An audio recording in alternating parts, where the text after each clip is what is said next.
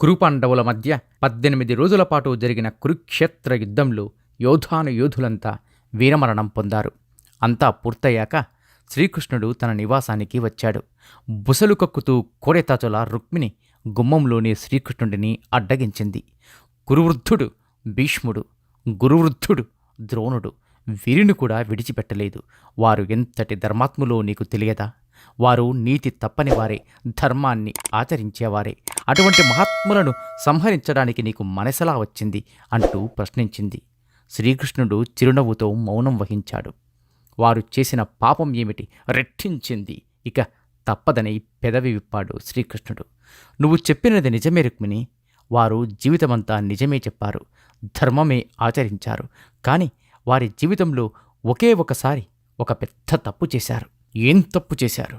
పెద్దల సమక్షంలో నిండు కొలువులో అందరి ఎదుట ద్రౌపది వస్త్రాపహరణం జరుగుతుంటే పెదవి విప్పకుండా తలలు దించుకుని మౌనం వహించారు.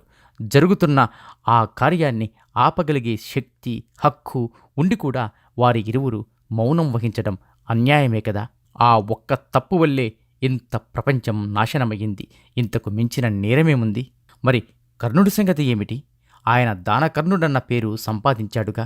గుమ్మం ముందు నిలబడి అడిగిన వారికి లేదనకుండా దానం చేశాడు కదా. ఆయనను కూడా అన్యాయంగా చంపించావే యుద్ధంలో.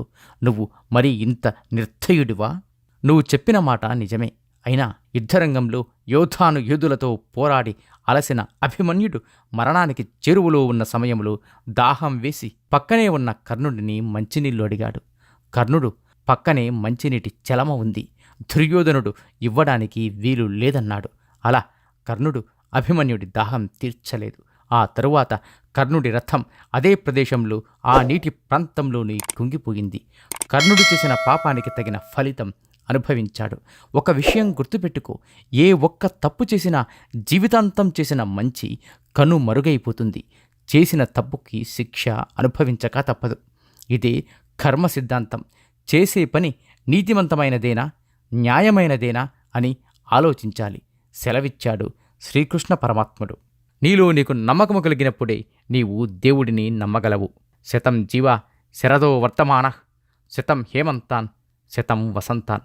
100 శరత్తులు, 100 హేమంతాలు, 100 వసంతాలు వర్ధిల్లుతూ జీవించండి. It me BVS.